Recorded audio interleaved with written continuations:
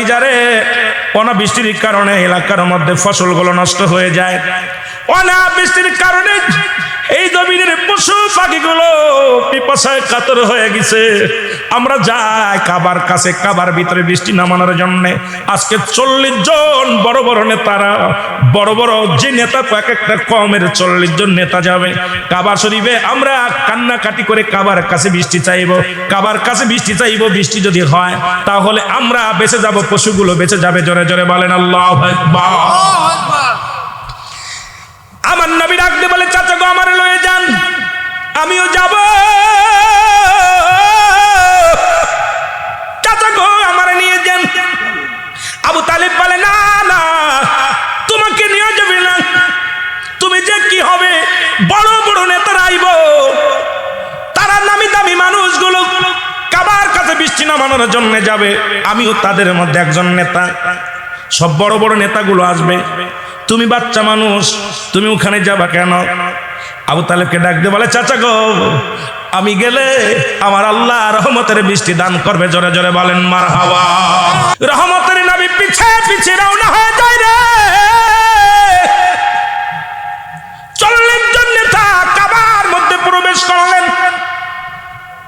কাবার মধ্যে প্রবেশ করিয়া একত্রিত একটা পাতিলের মধ্যে হাত ডুবাইয়া দিয়া, পশুর রক্তের মধ্যে, জানোয়ারের রক্তের মধ্যে হাত দিয়ে বলে, কাবা বৃষ্টি দাও, এ দেবতা বৃষ্টি দাও, এ দেবতা আমাদের বৃষ্টি দাও, পানি দাও। নবীজিকে ঢুকতে দেন না। 10 বছর বয়স নবীজি।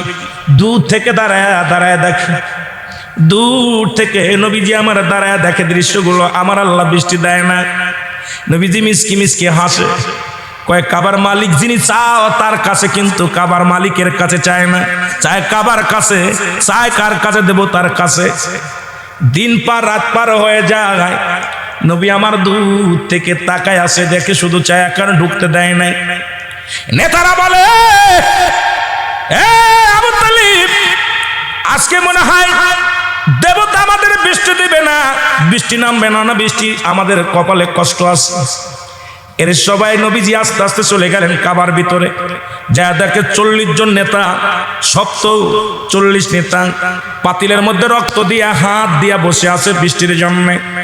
রহমতের নবী যা কয়, চাচা গো এভাবে ডাকলে মাওলা বৃষ্টি দিবে না, একবার আমার হুকুম দেন, আমি আমার আল্লাহর কাছে চাইব, আমি 4 সঙ্গে সঙ্গে আমার আল্লাহ রহমতের বৃষ্টি দান করবে। জোরে জোরে চিল্লায় বলা যাবে না মারহাবা।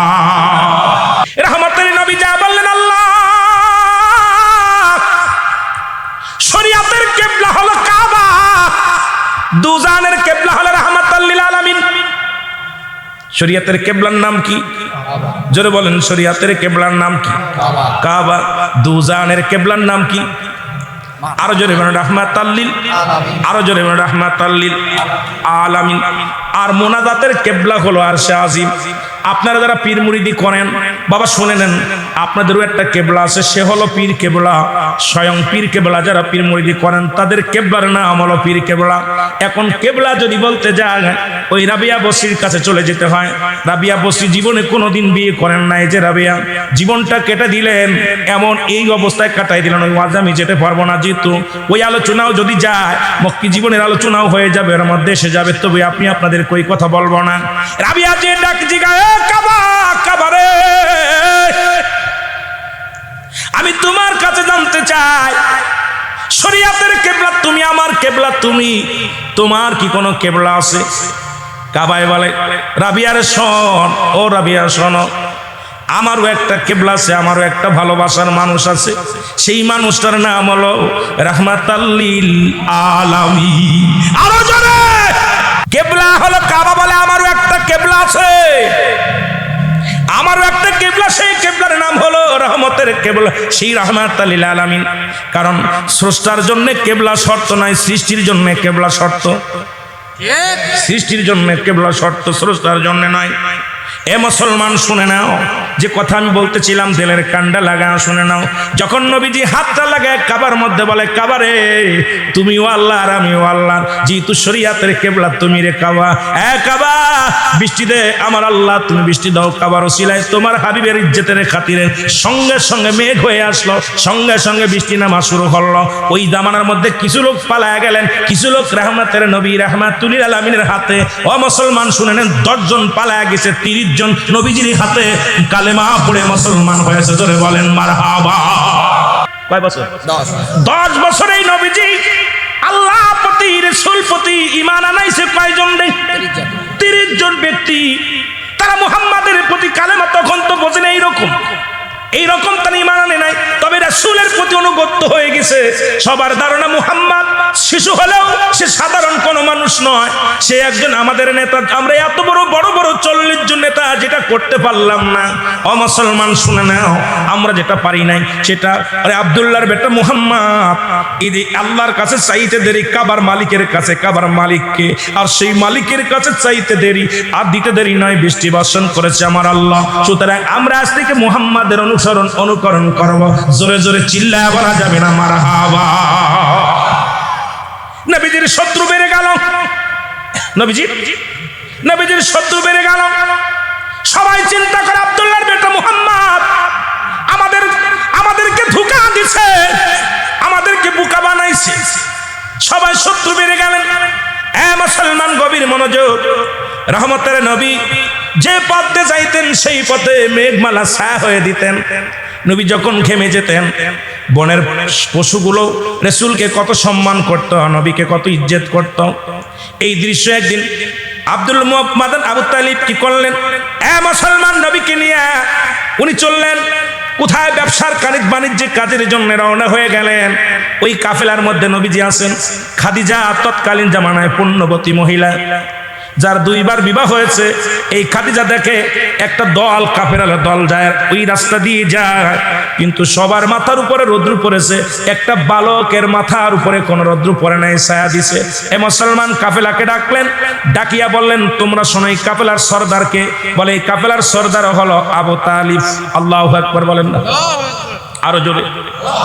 অনেক ওয়াজ বাদ থেকে যাবে বাবা, সব বলতে পারবো না, সামান্য একটু টাচ দিয়ে যাই। আবু তালিব এই কাফেলার নেতা, বলেন তাকে ডাক দাও, আমার একজন লোকের দরকার, একজন মানুষের দরকার, আমার এই সম্পদ দেখার জন্য, পশু পাখি দেখার জন্য। আবু তালিব চিন্তা করে, যেভাবে মুহাম্মাদের শত্রু বেড়ে গেছে, ছোট্ট মুহাম্মাদের শত্রু যেভাবে চারিদিকে, আর আমার নবীজি সত্য কথা বলে, সৎ চরিত্রের মানুষ, কথাবার্তা কম বলে, নবীজি যেটা প্রয়োজনীয় সেটা বলে। কোন সময় কথা বলে শুধু নবীজির চোখের পানি ছেড়ে কান্দে, নবীজির চোখের পানি ঝরঝর করে জমিনের মধ্যে পড়ে। আবু তালেব চিন্তা করে, আমি ব্যবসার কাজে যদি আমি হয়তো সময় দিতে পারবো না, এর চাইতে খাদিজার বাড়িতে রেখে যায়। রাসূল চলে গেলেন খাদিজার বাড়ি। খাদিজার ব্যবসা বাণিজ্যে এত পরিমাণ উন্নতি হলো, বকরির পাল বেড়ে গেলেন, ব্যবসায় উন্নতি হয়, মালামাল দ্বিগুণ হয়ে গেলেন। খাদিজা চোখে চোখে রাখলেন রহমতের নবীরে, চোখে চোখে রাখলেন মুসলমান। একদিন খাদিজা দেখে মাঠের মধ্যে নবীজি বকরি চড়াইতেছে, রাসূলের মাথার উপরে মেঘমালা ছায়া দেয়, আর বকরিগুলো রাসূলকে চারিদিকে ঘিরে রাখছে। একটা বকরিও রাসূলকে দিকে পিছন দেয় নাই, সব মাথা দিয়ে পাথরের মধ্যে চাটা দেয়, সবগুলো নিষ্ঠ হয়ে গেছে। শুধু কত ঘাস খায়, সবাই অভিযোগ করে, খাদিজা রে, ও খাদিজা।